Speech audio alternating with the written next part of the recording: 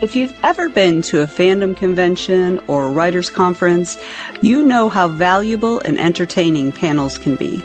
But if you've never been to a multiverse convention panel, you have no idea how amazing they truly are.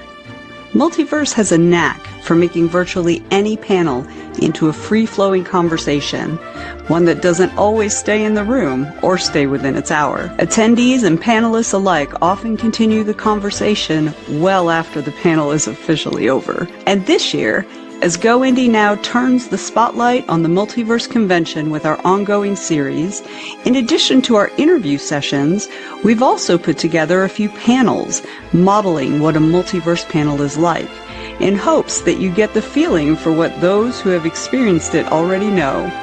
Once you've been to a multiverse panel, you want them all to be that way.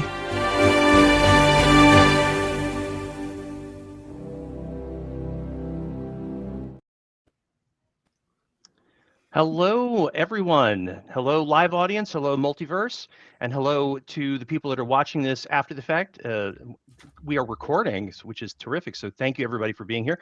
I am Darren M. Bush, sometimes known as the Professor. I am going to be in charge of this Michigas tonight. I'm your moderator for this panel.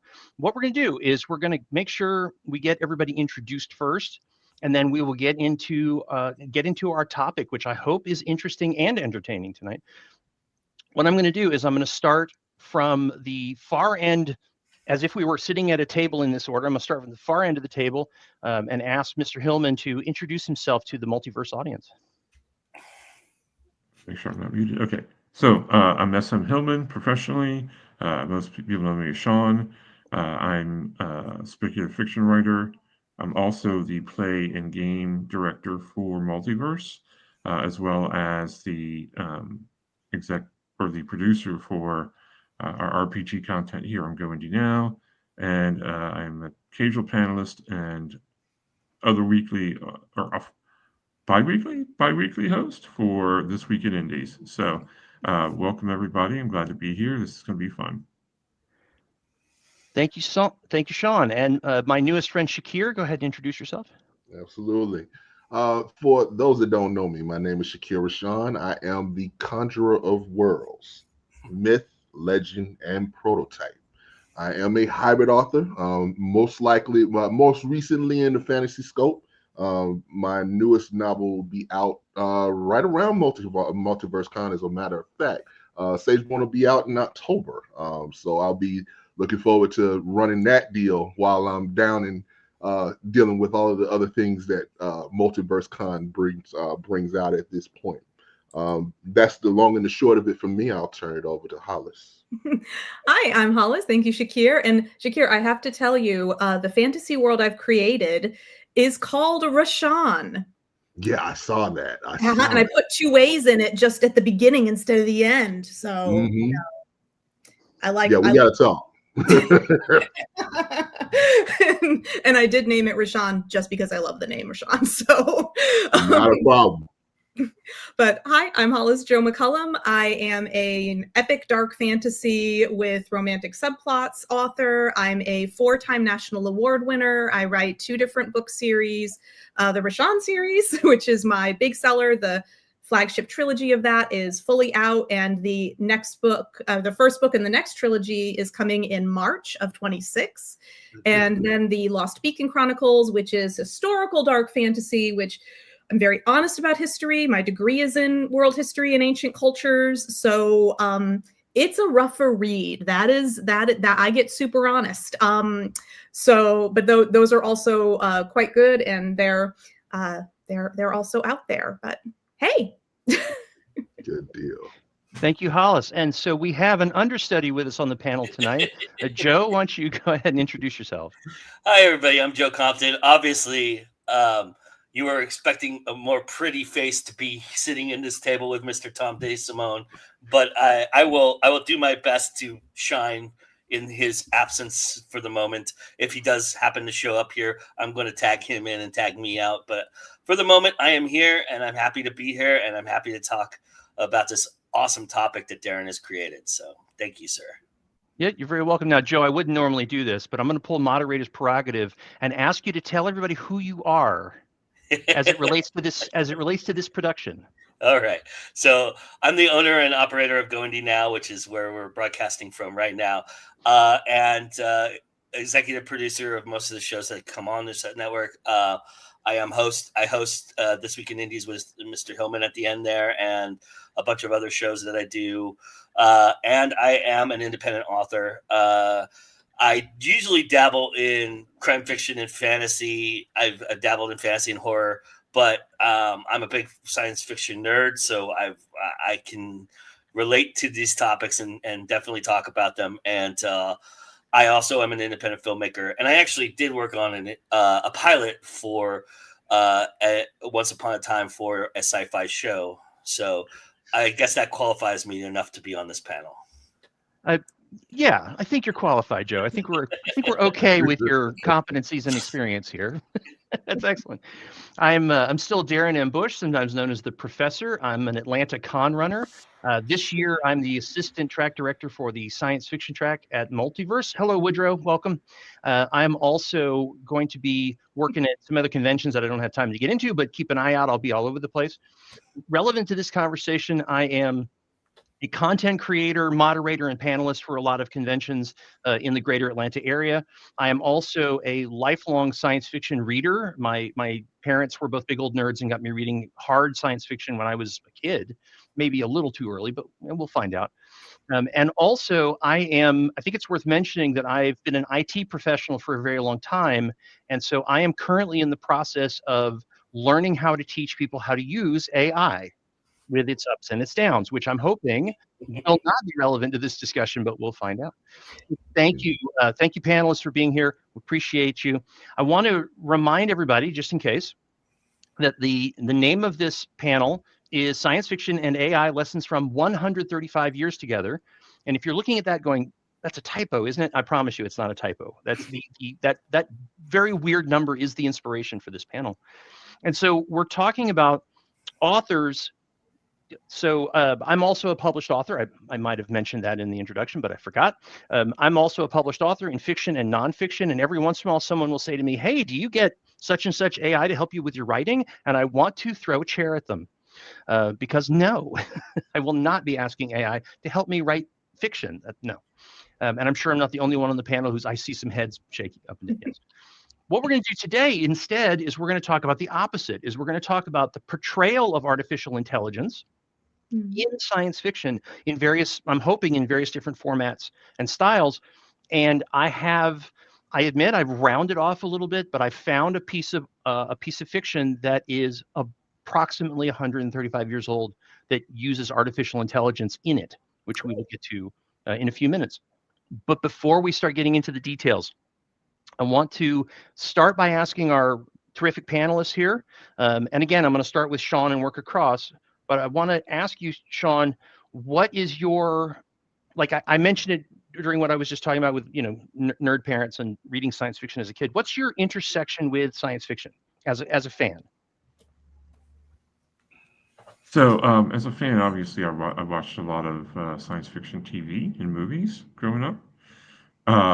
When I was about 13, I discovered Stephen King's The Stand, and that sort of awakens you to reading more and different things, right? Especially when I realized that as someone who wanted to be a writer, I was like, oh, you can use the F-bomb in your books? That's amazing. And so, right, there we go. Yeah, exactly. But so I asked at that time, I'd read, there are a lot of science fiction stories I read in either the library or in my readers for school. I've always gravitated towards those. But my one day, Saturday was shopping day, and I was not going shopping with my parents that day. But I said, there are books in the grocery stores. Can you pick me up a science fiction book? Any science fiction book. And they picked me up and so this is back in the 80s, everyone. They picked me up a Star Trek novel, right? Now, I understand Star Trek's probably not the hardest sci-fi out there. But it was enough for me to be like, yeah, I enjoy this I really do enjoy this genre, not just as a watcher, but as a reader. And so that sort of began my love affair with science fiction. Excellent. Thank you, Sean. Shakir, how about you?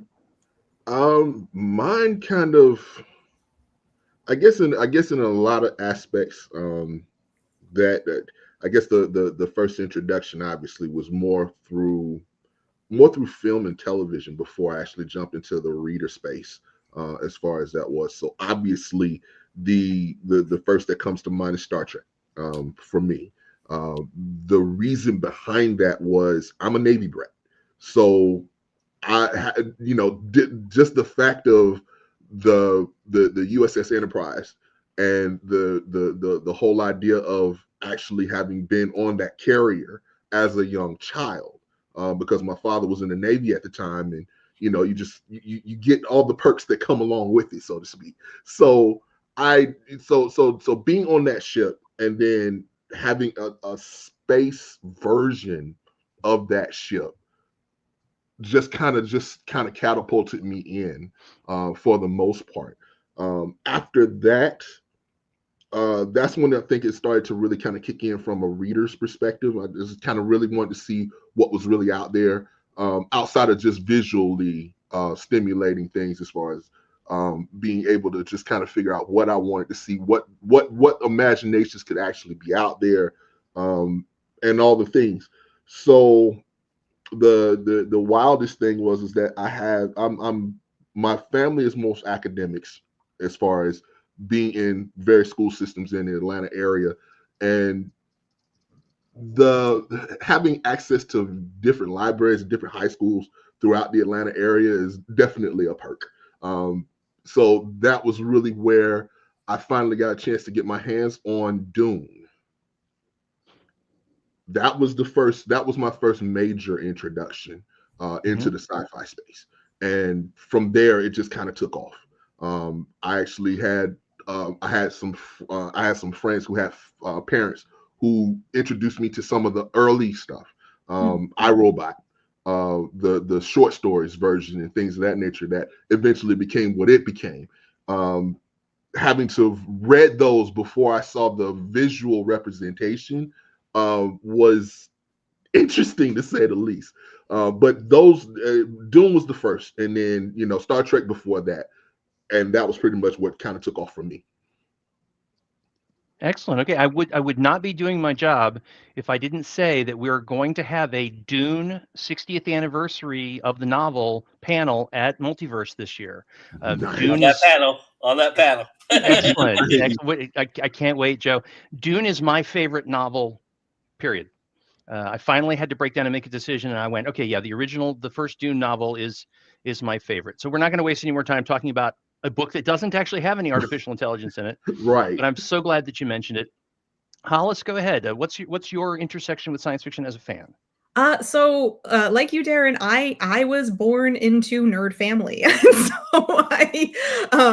my parents saw the premiere of Star Wars in 1977, and my mother was very pregnant when she went to see that, but they waited in line and everything and did all of that. And yeah, I like to tell people, and this is true, my first celebrity crush was Mr. Spock. I stand by my crush. Still, I can't argue that. Yeah. I think I had good taste for even then, and so most of it was through film and television growing up, and even a lot of the cheesy 80s films that, I don't care. I love them so much, like Time Bandits and stuff like that. Right. I will never forget. On the reading front, I definitely was more of a fantasy reader. And of course, I love my fantasy films. But Dune was a big introduction. And I'd also like to give a shout out to, honestly, my favorite sci-fi series, which is The Chronicles of St. Mary's by Jodi Taylor, with time traveling academics and things like that. And it's good if you haven't read it. It's real good. But, all right. Yeah, and also shout out to Navy brats, because I too am a fellow Navy brat. Excellent. I didn't realize that was what the panel was going to turn into, but that's okay. Hollis, you're reaching for your tea, so it looks like you came to the end of that paragraph. Joe, what about you? All right, so I have two stories on how I got into science fiction. The first being, I also had nerd parents. Literally, I grew up in Southern California. There was a bookstore on PCH called The Hobbit, and that we would go there almost every Sunday. It had the winding staircase. It looked like a shire. It was really cool. It was really neat. But I was 10 years old, and my father told me, I was like, I want to start reading. I want to become a voracious reader. And my father told me, pick any book you want, and you can, as long as you promise to read it from beginning to end, I'll buy it. And I looked for the biggest book I could find, which happened to be Dune. And at 10 years old, I read it from beginning to end, not understanding a freaking word about it, but of it, and I read it. I also was introduced to my high school crush, or my young teen crush, Ellen Ripley, as I which says a lot about me probably. But that was my first rated R film. My father took me to see was Aliens, and I never forget it. And it introduced me to what I think today is my love of film, and especially science fiction films. So, all right, very good. I am a fan of 90% of the things that you just mentioned. So I think this is going to go well. There's so much fandom; it's just impossible to be familiar with everything. But I'm trying. Absolutely. So excellent. So I think we got through the first question without too many problems there. I also. And I'm guessing this is going to be a slightly shorter discussion, but I also want to, since that's the topic today, is ask you if you have any intersection with artificial intelligence, not necessarily as a fan, but as a artist or as a professional or as a annoyed person. We're open to that answer also. This time I'm going to start with Joe. Yeah, there was a computer game that you had to do voice prompting for, which was, I'm probably dating myself on this panel, but it was called Oregon Trail. And when I was in fourth and fifth grade, you had to literally use a voice box to command it to move the little bleep across the screen and everything like that. And that was my first experience with like AI, if you want to call it that, at the very infant stages of that. But that is kind of what AI was. It was you said something to it, and it processed that command. So that's kind of my first experience with it. Excellent. Hollis? I am not entirely sure what my first experience was with it. I honestly, I'm not a huge fan. As I'm sure you know, I know it's part of the future. I'm not against it as a whole, but I'm very against all of the negative things that are happening because we're moving too fast with it. We're moving way too fast. It's like we don't understand things. People aren't getting legal rights. Blah blah blah. But so I'm not a fan, of that. Yeah, I think my first experience with it was probably also Oregon Trail. Now that you mention it, because I too am of this age bracket, and I was playing that, and yeah, like third, fifth, whatever, yeah, the elementary grades in computer lab, and I didn't even think about that as being AI, but you're absolutely right. Those things, and even just suggested Google searches and things like that. They weren't labeled as such back then, but here we are, and it's a little creepy, but we're gonna learn to live with it. My husband is actually a robotics engineer, and I like to tell him every time he goes to work that he is our first line of defense against the robots when they become sentient, and so he needs to be very vigilant about it. But we'll see. Excellent. Shakir? For me, I think it was probably high school by the time I actually got a chance to really jump into the whole concept of AI, robotics, that type of thing. Because once upon a time, I was actually on an engineering track before it was all said and done. So I had summer camps at Georgia Tech, as far as just being in that environment, being around other people that really learned how to build those types of things, and the apparatuses, and just the construction of it all. So being able to be on that forefront back then, and we're talking early 90s for me. So we're talking jumping into that bit was interesting in one set, and then kind of scary as hell in the other, because you're looking at what eventually could be, and just looking at the possibilities, and going, yeah, this might not be a bad idea. And then you have to remember some of the things that you were watching and consuming before you got to being able to put your hands on it for yourself, and you going, yeah, yeah, it's exciting, but at the same time, is this really a good idea? And and so it became a love hate for me, because you knew where the implications could come from. You knew what the doomsday scenario could be, and that was kind of what had me on high alert for a good 10 years before it was all said and done. And then I ended up switching tracks and going in a whole different direction. Okay, excellent. Sean?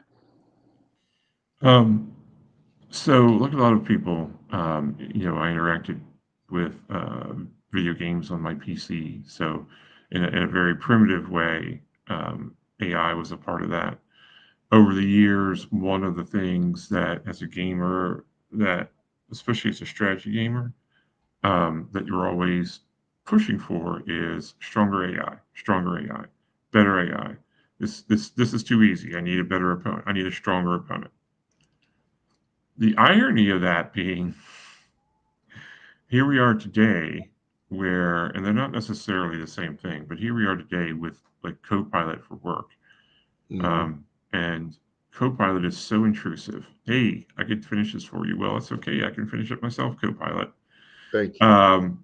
And it's Grammarly, if you tell me to put one more comma in this fucking sentence. Yes. I'm convinced Right, yeah. that Grammarly loves the hell out of commas. I don't know why, but good gracious. It sure does. And it's getting to, I think I agree with Hollis in the sense that we are moving too fast for it, because I think we don't quite understand what it is we're trying to do, right? Artificial intelligence, we're trying to create, in some degree, we're trying to create a human mind electronically, right? And instead, what we've done is we've created a lot of, because we can't imagine a world where we have to do all the work ourselves. We always have to either get another person to do the work for us, either consensually or not consensually, or we need a better doodad, right? A better piece of mechanical work to do the work for us. And Copilot isn't a helper. Copilot is is trying to replace me, right? It's trying to minimize what I can do. So yeah, I am pretty negative on AI in general. And as a science fiction writer, I am also keenly aware of how we've dreamed AI going amok, right? Mm-hmm. And no matter what, and so those dreams now are part of the learning models, right? Yeah. That exist, because these AI have all read all the doomsday literature. They've watched or read the novelization of all of our like Terminator and things like that. So the AI is keenly aware of our paranoia. So that is an interesting point. I was going to say that tonight's bingo card does have the word Skynet on it somewhere. So yeah, absolutely. The thing that I'm doing in my professional life is basically I'm a communicator and an educator in an IT setting. And so one of the things that I've been learning how to do is how to explain to people who don't know anything about computers what the difference is between a generative AI and a large language model. And there's all this vocabulary that I will leave alone tonight, and we'll leave it to people like Mr. Nettles to kind of help explain that. In fact, Multiverse has had AI panels before, so we're not going to spend any more time on that tonight. But I do want to say that one of the things that I'm finding out, two things that are relevant to why I'm passionate about this topic and why I'm hoping everybody else is that's on the panel or listening in, is there's two things that are going on that kind of have me concerned, and science fiction authors have been covering this for a while now. One of them is that a lot of people don't realize that if the artificial intelligence makes work too easy, that means that they need less humans to do the same amount of work. The second thing is that I am shocked at how many people who are educated professional people don't have any idea what the term AI means or what the different versions of it mean. Like, for instance, this is relevant to the authors, and that part of the discussion is that one of the things that AI is doing by definition is that when it writes a short story or a novel itself, it is derivative, because that's literally how it's built and how it does things. Right. There is no actual creativity in an AI generated short story, unless human beings are completely wrong about what creativity is in our wetware, which we might be. But a large language model, it's in there, right? It's read every book, and it is guessing at a very high speed what a novel would look like, basically one word at a time. So it is derivative, and it is generative, and it is amazing, but also it is. I've heard many authors talk in public about how it is theft, and I'm on the fence on it, and Multiverse does not have a legally substantial opinion on that, but the discussion is it theft? We have to figure that out. I think that question is going to be a bigger question for a longer period of time than is Skynet going to kill all of us. I think that, and I think unfortunately right now we're kind of seeing that real time right now with the Anthropic lawsuit that we're dealing with right now, where all of the copyrights that come into play and all of the legalities that come into play with regard to that. I think that's the overarching conversation, as opposed to just being able to laser focus in on the singular aspect of where you stand when it comes to the idea of using different AI aspects, whether you're creating, whether you're just kind of just screwing around just to see what's what, as far as that is. I've seen people who have, I won't say generated, so to speak, but they've just kind of been like, well, let me have this type of conversation and see how it goes, that type of thing. And that's not necessarily that you're trying to intrude upon a creative space, so to speak. You're just saying, what if? Yep. Yeah. And well, sorry. I was going to say, I think it also depends on what you write. Like, obviously, I'm a fantasy author and I'm a historian, and I knee-jerk reaction, I feel it's theft. But I have a really good friend who's a marketing entrepreneur, and he's written several marketing books that are very, Ron L. Richards, he's a great guy. But he and I have had discussions about this. And even though he's like, oh yeah, well, they've definitely used my books. I mean, they're marketing books, and they're popular marketing books, but I'm fine with it. It's going to happen. And I'm like, that's really interesting that I think your particular industry focus changes your opinion about it. And I'm just, I just am like, because I'm honestly, I'm fine as long as the author gives permission and agrees to sell the rights. I think that the author, if their stuff is going to be used, they need to get paid. That's how I feel about it. Yeah, and that's the other half of it. Absolutely. Yeah. So that's how. But I do think it depends a little bit on the industry, because I've got people who write other things who are just they're like, no, I love AI, and I'm like, grit my teeth. It depends. Hollis, you're right. It depends. It just gets to that point to where, like I say, there's varying shades of gray that we have to deal with, and we're having to navigate as we're going real time. And then the technology is moving faster than the conversation that we're having. And I think that's where people are really starting to, okay, we need to pump the brakes a little bit here. Yeah, I think the specialty professions are going to be the ones hit first, like cover designers and audiobook narrators, and because that's already happening, and that is where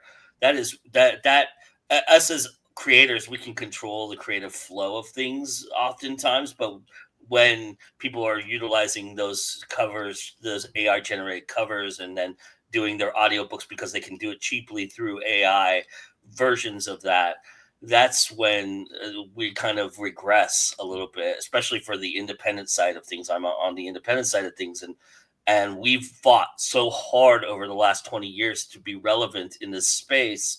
And it's very difficult when we see that regression happen because people want to take shortcuts because it's cheaper, it's faster, and it allows them to do that. And that's where it gets a little sketchy for me. Yeah, and I want to never is good. Yes, I want to throw in really quickly, and I hate to be a downer, but I want to clarify for those of you that don't know, there are at least 3 AI tools now that I can think of off the top of my head that if you give them a document, it will generate a podcast. Yeah. With 2 hosts, both AI voices, talking to each other about the stuff that's in the white paper that you gave it to chew on. And my first response, being a person who creates podcasts, my first response was, it's going to stink on. No, it's actually pretty good. And that is really disappointing that it didn't take that long to go from, oh, there's this cool thing that'll make funky pictures to it'll podcast. That's kind of a jump in the last year. So, Sean, were you going to say something earlier? Did we cut you off? I was just going to say something, and and there's a difference between what we do and what the AI is doing. But just as a devil's advocate, it is true that we all build our writing on the backs of writers that we have read, right? So that is something to keep in mind, right? It's like, because we kind of do the same thing. It's like, okay, but the difference is I bought Dune, and the Herbert estate gets paid when I do that, as opposed to not. So there is a transactional. I mean, how does an AI cut a royalty check for every novel that's ever been written every time it writes a novel? Yeah, absolutely. And I think that's going to be a problem in and of itself, which is why I say that's that general ongoing conversation.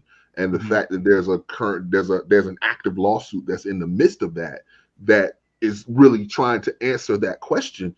It's going to come into a slippery slope that I don't think we all want to be on right now. Because the other half of the conversation now becomes, okay, if you're so against AI, then the ghostwriting industry needs to be shut down too, because by default, you're telling someone as opposed to an AI generator to create a story based on the information that you give to that person. Now, yes, you're paying that person to do so, but could it be considered the same thing? Well, there's a legal binding contract too with that too. That's the other difference is there's a legal binding contract that. And I understand that too, but again, from take the contract aspect out of it, it's virtually the same thing. It is, yeah. Well, and I'll jump in again if you don't mind. So Sean, your point about, we all kind of, take inspiration or whatever, and that's true. And even if you go back to, I don't know, the Mesolithic era, to take it way back, and where people were figuring out rope, like, you think about how intelligent they were. Oh my God, they figured out how to make rope out of, just like the world around them. How the heck did they figure out if they, did the strings of the leaves of grass and twisted them together it's amazing. And we, as a whole planet of human beings, have stood on the backs of all of our ancestors, historically speaking, because now, okay, we all have rope. Okay, we all have the wheel. Okay, we all have da-da-da-da. Like, we have done that throughout all of human history. So being inspired and making progress, if it will, is totally normal. But with AI, there's no sweat equity involved, and which is a big deal. There's nothing earned. It's just there. And Well, I think and that's the a AI problem. cannot enter into a social contract, whereas I can enter into a social contract with a young reader who reads my work and says, "Hey, I'd like to write stories like this," which I hope one day they do. Whereas the AI and I cannot enter into that social contract, and I'm like, "Okay, you go right ahead." Whereas you can't enter into that social contract, and social contracts are really important for communities. Yeah, absolutely. Yeah. That is definitely one of the aspects of this conversation that I think a lot of people feel, but they don't think about is if it was a person writing something that was like what you had already written, you could have a contract, several different kinds of contracts with them, and you could settle it, and they could give you reparations if that's appropriate, or they could give you royalties. But the AI is just this vague sense of something inside of a black box. I'm gonna call the halftime flag here. We are at our half of our time. I should have known that everybody on this panel would be just as passionate as I am about the AI conversation, but I do actually want to kind of get back to the reason why we're here, which is to talk about the fact that I'm not chastising. I love that you guys are into this with me. Hollis, stop that. What I want to get back to is the fact that I talk to people, and I'm sure you guys do too, about AI, and people say, I've heard people say things, well, it's only been out for a few years. We've only been talking about it for a few years. And I go, no, have you never read any science fiction? Have you never seen a science fiction movie? And I was shocked to find out that I can establish that we've been talking about it in fiction for 135 years, which even I was like, wait a minute, hold on. Because I've told about 1,000 people at work that they need to read a book from 1954. I didn't realize there was a book from 1886, which I'm hoping we will have a minute to talk to. What I want to get to now, when I get the panelists in this, is I want you to sort of think about, if you haven't already, a piece of science fiction media. It can be a novel, but it doesn't have to be. And I want you to go back as far as you can and dig up some science fiction media that you believe is relevant to this conversation about Skynet and social contracts and derivative art, just any of the things that we've already talked about. I did some homework. I have a whole bunch of examples, and I'm going to try very hard to go last. I want to see if I can get the panel to come. So yell, hand, whatever's appropriate in the social contract here, and let me know if you've got something already you want to talk about. Okay, I'll go first if you guys make me, but I don't want to. I'll say I'll jump in first. All right, Shakir.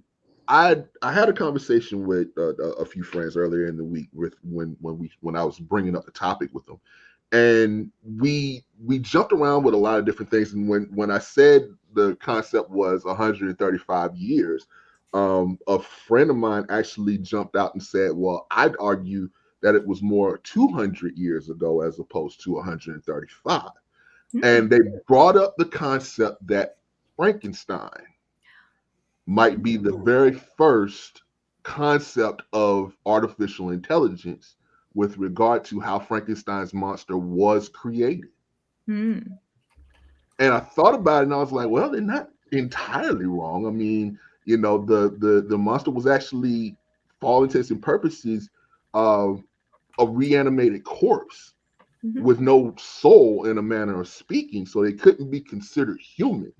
So what could they really be considered as? Because they can still walk and talk and reason and the whole nine, just as what an android would be 200 years later. So Shakir, I'm thrilled that you brought that up because that's one of my favorite novels also. That's definitely a top 10 novel. If you have not read the original Frankenstein, you really need to. It is amazing, especially because it is over 200 years old now. It may be the first novel that was science fiction, arguably.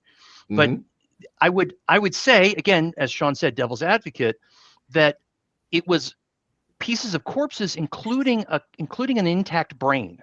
The doctor picked whose brain he wanted to put in there and got that brain. Right. Of course, there's the Abby Normal joke from Young Frankenstein, which I can't get out of my head when I think about that. But I think some people would argue that that's not artificial as much as it's some other category where it's like it's all organic parts of a human that were just put back together differently and animated. Yeah, true. So, and I can appreciate that to a certain degree as well. I mean, like I said, it can be it's like I said, it's the varying shades of gray that I was referring to earlier. Some people would see it in that frame of mind, and then they would see it in your perspective as well. So now it's just a matter of how you really would see it in that regard, because again, you're reanimating a corpse as opposed to building endoskeletons and things of that nature. Mm-hmm. So who do you really want to, I won't necessarily say who do you believe in a manner of speaking, but there would be those prehistoric, for lack of a better term, aspects of what would eventually become artificial intelligence. Not necessarily that it is a direct derivative. Mm-hmm. So Shakir, you and I need to do a panel on Frankenstein at a future date, because I would love to. I love that story. I'd love to dig into that. That is an excellent example. Let's sum up this part of the discussion by I'm going to ask Shakir and everybody else, what is the warning in Mary Shelley's Frankenstein? Then what's the relevant warning for this discussion? Ooh, there's a lot. There might be 17 of them. Yeah. I tried to say so many I couldn't even. I'm like, we'd be here another hour at that point talking about that just alone. So Shakir, for you, what's the top one? What's the one that really jumps up? I think my direct top takeaway was that man was never meant to play God. Simple. I like it. Fair enough. Yeah. Fair enough. Okay, that's wow. The fact that we're starting 65 or 70 years before the panel started, as far as I was concerned, is awesome. That's great. Thank you, Shakir, for breaking that bubble. That's why we're here. Does anybody else have a second example? Well, I think after that hubris. Sean? Hubris is the hubris of man very much relates to what Shakira just said. Mm-hmm. But one thing I want to point out too, in favor of Frankenstein being AI, is think about, especially now it's more relevant maybe than it has been. Mm-hmm. Think about how he puts, or Dr. Frankenstein puts the monster together. Mm-hmm. He takes, without consent from other people, not their work, their literal bodies. Mm-hmm. And I don't know anything more prescient than that regarding, as far as a direct one-to-one. You're absolutely right. Yeah. Yes. Yeah. Right. That is a very good point. Yeah. Right. The he example didn't pay the person for their sorry. brain. Yeah. He didn't pay for the brain. It's just like, I just want that brain. Give it to me. Yeah. Right. He literally stole all those body parts from many different people, which is thievery. Yes, it is. It is theft. Yep. But the example that immediately popped into my brain when you said like go far back, I thought H.G. Wells, the Time Machine, and it's been so long since I've read that, so please forgive me. The library AI that he talks to was never a human being. When he finds the ruins of the library and goes back and it's been so long, I don't even remember what year that book was written. I know it was the 1800s. I think it was 1890 something, I think. Yeah, it was like kind of end of the Victorian, beginning of Edwardian kind of times. Right. But yeah, I immediately thought of that, and I was like, and that AI was sort of his salvation, which is a very odd thing because it's not human, and it tells him it's not human. It's so yeah, that one kind of that's kind of a philosophical thing, because the world was, he went to the other time where it was all modern, and then the moon or whatever was coming and things, and then when he flashed forward again, it was basically kind of primitive. And so but the AI still existed, even though no one acknowledged it anymore, which was very interesting. It's funny that you end that way, Hollis, because when I was doing research for this panel, I specifically looked up Jules Verne, H.G. Wells, H.P. Lovecraft. Those are sort of the 19th, early 20th century sort of like some of the parents of science fiction in there, right? So I'm like, okay, H.G. Wells, artificial, and according to Google AI, ironically, none of the three of them wrote any AI. So I don't know how it missed the library from Time Machine. So there we go. A live demonstration of AI making a mistake. Yeah. Well, and it Absolutely. doesn't know fact from fiction. That's another problem that we have, is that societally, I also love psychology. I'm by no means a psychologist, but I like to read the different studies and learn about that. And people in our day and age will literally believe anything the computer tells them. Mm-hmm. And AI does not know fact from fiction. It doesn't know fact from fiction. It cannot discern it. There are mega companies that bought AI software that are in trouble right now because they thought the software would make certain things better and apps better, and the software can't decide, doesn't know between fact and fiction. And when they're trying to build a new app, the AI's pumping out error messages because there's an error, but it doesn't know why. So it makes something up that sounds good, but it's not the right thing. And then they are more lost than they were before. Yeah. And that is a very specific example. And that is because I have a friend who works in corporate IT and had that exact problem. And now they've wasted over $300,000 on a budget on an app that is giving them 10 times more work than they wanted, when they should have just hired some contractors. Interesting. Yeah, I will tell you, also being a fan of psychology, that I really want to reach back in time and smack whoever picked the word hallucination, because that's not what it is. If you've taken Psych 101, they don't hallucinate. That's just wrong. That's what they call it. Big mistake. So I hate to say this because everybody's so excited. We are really starting to get on the back nine of this discussion. We're starting to run out of time, and I hate to cut us off, but at some point we got to do that. So what I want to do is see, Joe, Sean, did you have any favorite scary AIs from way back that are the one that came to mind was a short story by Poe, the chess player, which he creates the Turk is the protagonist, and he's like a famous chess player, and he creates a AI version of chess player, thinking that it's an automated skill set, and has the automation go against the Turk, and the Turk beats it every time because it fails miserably because he can't figure out the combination to the chess players to make it work correctly. Mm-hmm. So yeah, that's the one I can think of. That's in the 1800s. That story somewhere.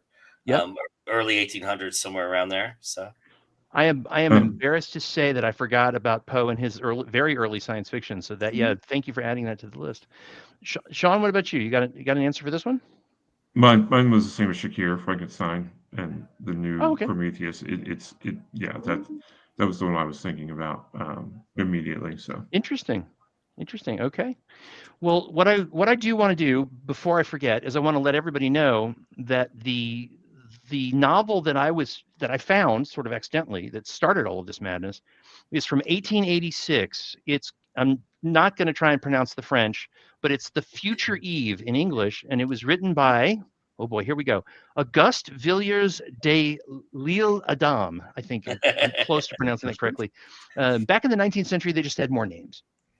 So this is at least on my insufficient list, that was the first novel that I could find that actually was about an intelligence that was constructed by a human being. Okay. Mechanically, right? This is way before microchips and electronics, but there's also an 1889 novel called The Wreck of the World by Reginald Colebrook Reed. Again, they had more names back then.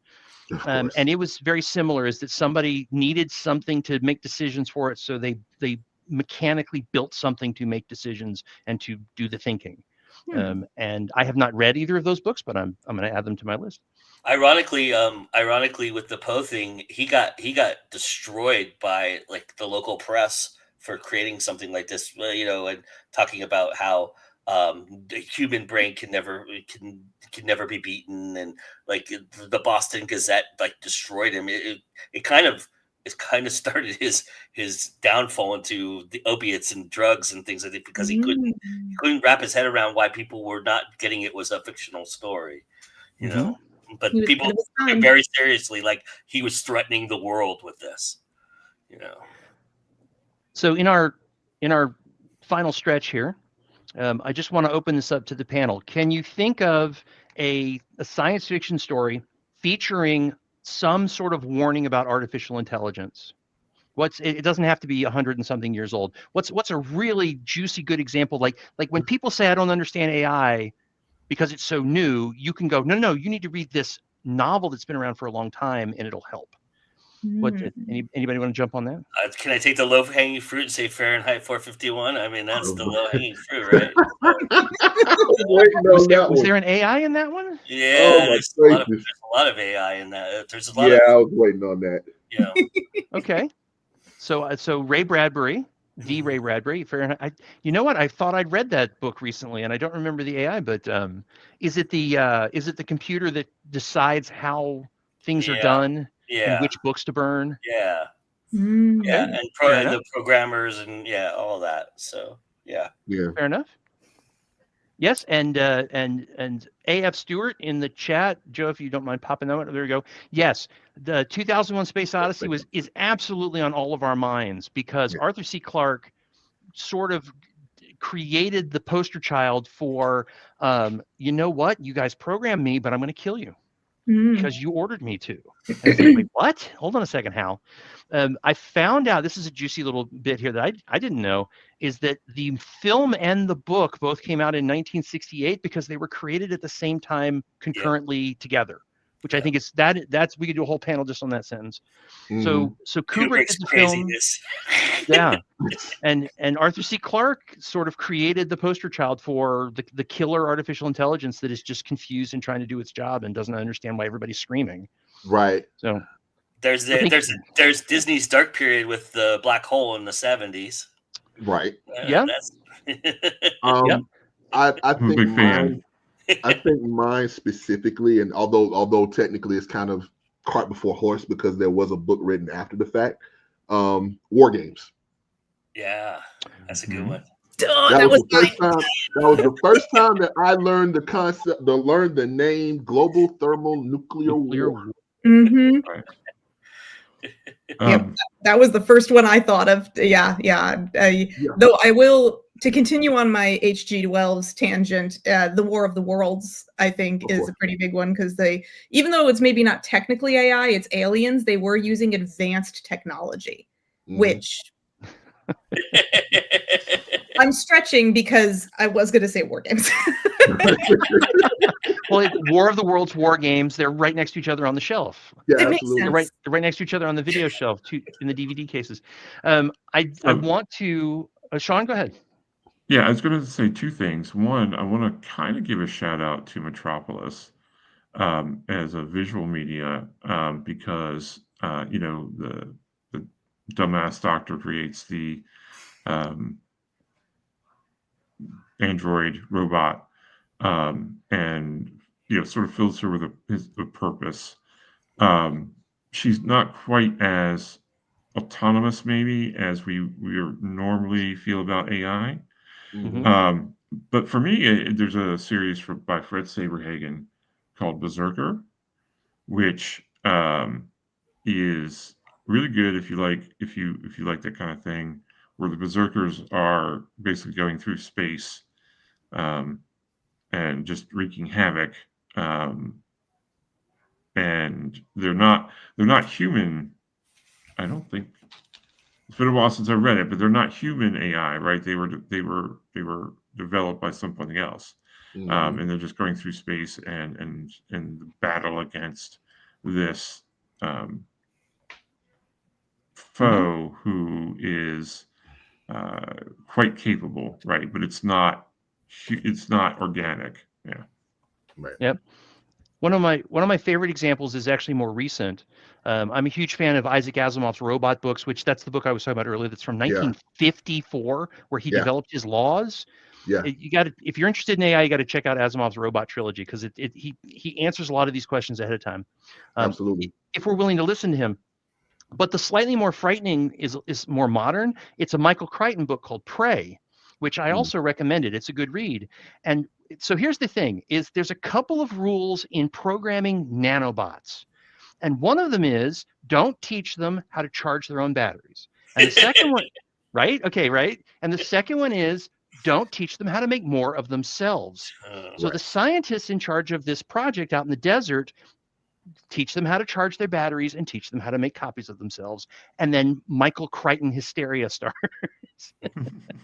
It's a wonderful, wonderful discussion about how we program tools to make decisions and how human beings are really dumb with their toys. That part. Very dumb sometimes. Yeah. So that's Michael Crichton's Prey is a good one. Yeah. Well, and I don't think this was a novel, but I was a big anime nerd when I was a teenager, and I still am. But I'm thinking Ghost in the Shell or Battle Angel. Those Ghost in things. the Shell, definitely. Yeah, all of these, or Akira, or I'm like, again, this was 80s, 90s anime. Okay. I honestly have seen none of the new stuff. Please don't ask me about it. But that's a whole other panel in itself, is AI and Japanese animation. But of course. Yeah. But Ghost in the Shell is a pretty big warning, I'd say. Yeah, Ghost in the Shell, Battle Angel. Yeah, you're absolutely right on that. So my wife would love you on that particular bit. So I absolutely get it. Between manga and anime, the Japanese were like being murdered by the millions by artificial intelligence way before Americans were doing it to each other. Yeah. Akira is just like the top of that pile. There's also there was, I don't know if you guys remember, there used to be a magazine called Heavy Metal, which had all kinds of weird, strange, crazy science fiction in it. Hell yeah. And they had like an entire graphic novel series, which the basis of the entire story was that a Japanese game company put people into the computers and had them play this game to death. It's like, and then it was just a great, crazy, bizarre story, but a lot of warning flags from that one. Which people have literally died playing things like World of Warcraft and things like that. Like there were reports of people who played for so long, and then they didn't eat or drink for too long, and they died because they neglected their physical needs. For the game. It's the immersion of it all. I mean, when you get immersed in, when you immerse yourself in that type of world, and you almost get to a point to where you become what you've created in a manner. It's almost as though the whole concept of Avatar. We got to that point way before. Avatar, before Avatar actually showed up, in a manner of speaking, because we got used to being in those role player game formats and learning how to be and almost as though you're taking on the characteristics of the characters that you created. To the point to where it's like you just don't want to leave because you don't want them to die, even though you might die in the process. Right. There's a whole subgenre of hard science fiction where the creator of the AI puts their own mind, not brain, but mind, into the AI. And so you end up having this duality between the organic person and the artificial person, who are exactly the same person, except one of them created the other one. And then they're going back and forth. And it's like, it's the worst twins arguments in all of fiction. It gets crazy. But yeah, that is one of the warnings of science fiction, is that you really shouldn't program an AI to be you. You should really let it develop on its own. One of the things that I thought was interesting about Star Trek's Commander Data and a bunch of other androids, not robots, but androids, is that they looked like they were in their mid-30s, but they actually were only like a year and a half old.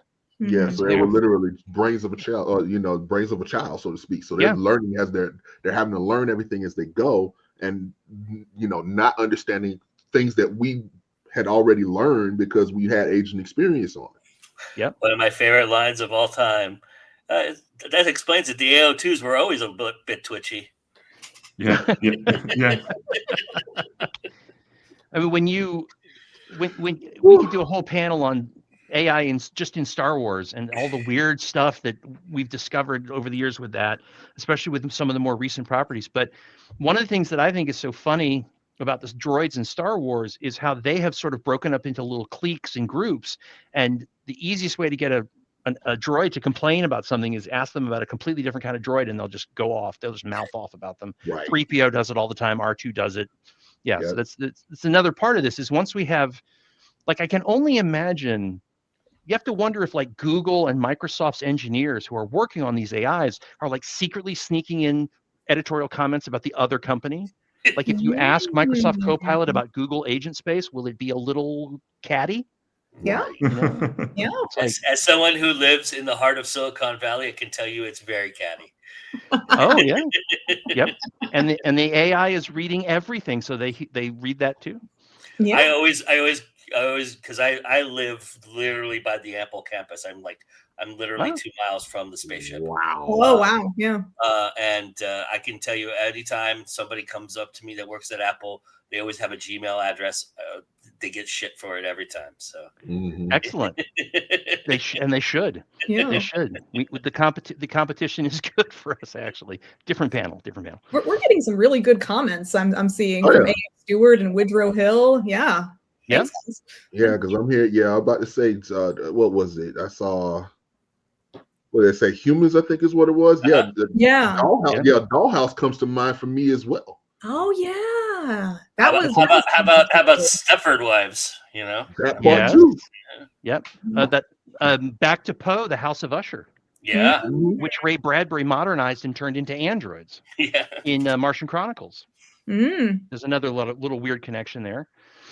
We're starting to run out of time officially here. I do want to sort of put out into the universe that I have a massive list of other properties we didn't get to. So I'd like to sort of find out if the masters can like help point all of us toward a place where we can sort of dump all of these AI warning media and science fiction things. It's someplace where everybody at Multiverse can have access to it later. Because unfortunately, as much fun as this is for me, and I hope for you, we really are out of time. So what I'm going to do, out of respect of everybody's time, we're gonna play this backwards, which is I'm going to ask everybody on the panel to remind our Multiverse audience who you are and where they can find you on the interwebs. And this time I'm going to start with Joe. I'm Joe Compton. You can find me basically here. I live here. Basically, Go Indie Now is my space, and anywhere any social media, it probably has my name and Go Indie Now on it. So that's where you can find me. Hollis? So I'm Hollis Jo McCullum, and my website is hollisjomccullumauthor.com, and you can toggle to any of my other things from there. Social media wise, I'm pretty much just on Instagram. So like it'll auto post to Facebook and stuff, but I don't check it. So if you want to talk to me on socials, please DM me on Instagram. I am on there. And yeah, and you can find me at Multiverse on Saturday. I have a panel that I'm heading up about cover design because I'm also a designer. I design all of my own page layouts and book covers and occasionally take on freelance work for that as well. But so I'm doing a cover design panel about how indies can either do it themselves or honestly how to work better with a designer and understand what to expect and how to get your best results. So look for me at Multiverse. I should mention Excellent. that I got my schedule today, and if you don't find me at Multiverse, you're doing something wrong because I'm everywhere. Shakir, how about you? That. You can find me at ShakirRashan.com. Everything is literally there. Socials, the whole nine. I'll be at Multiverse Con as well. I think I just got my schedule. I'm still trying to sort it all through at this point, but I think I'll be on there. I think I'll be around Friday and Sunday. I'm not sure about Saturday yet. I got to get back with them to see what's going on. But yeah, so I'll definitely be around through the entire bit. Sean? All right. You can find me here on the Go Indie Now Network, GMing for Hit the Dice, Zero Means You're Dead, our RPG talk show. You can find me on Facebook in the writing troupe. I am Vanessa Junta's executive officer there. I'm her number one. In just platonically in the group. And you can find my stuff at thewickedboys.com, and obviously you can see me in the game room or the play track room. I handle 2 rooms, and it's going to be tough with this leg. at Multiverse. And so, yeah, hit me up there or the Discord for Multiverse. I'm glad to talk about gaming and things like that. I'll talk about anything. People, it's fine. Yes, yes, he will. And I'm still Darren M. Bush, or the Professor. You can find my science fiction and fantasy short stories on my authors page on Amazon for the Kindle. I'm also going to be at Multiverse. I'm sure Woodrow is going, yeah, you better be there, because I'm the assistant track director for science fiction. I'm going to be in that room. I'm expecting to be in that room more than 50% of the weekend. So as Joe said, if you can't find me, what are you doing? I'm also looking forward to being on a panel, I believe, with Joe, where we're going to talk about the 60th anniversary of the Dune novel, which started all of this mess, and something about Rocky Horror and something about science fiction. Nice. And science fiction movie anniversaries, some game show thing that somebody came up with. But yeah, I'm on the schedule and I'll be there. I want to remind everybody to please join us at Multiverse. The information is right there on the screen, thanks to Joe, October 17th through 19th of this year. Let's get that straight. In Peachtree City, Georgia, which is just wonderful restaurants in that area. So please come join us for the local color, the food, and the geek and the science fiction discussions. I'm also want to remind everybody, don't forget, it's always time to go indie now. Thank you, everybody. Wonderful discussion. We appreciate you. And see, I wasn't ready. All right, here we go.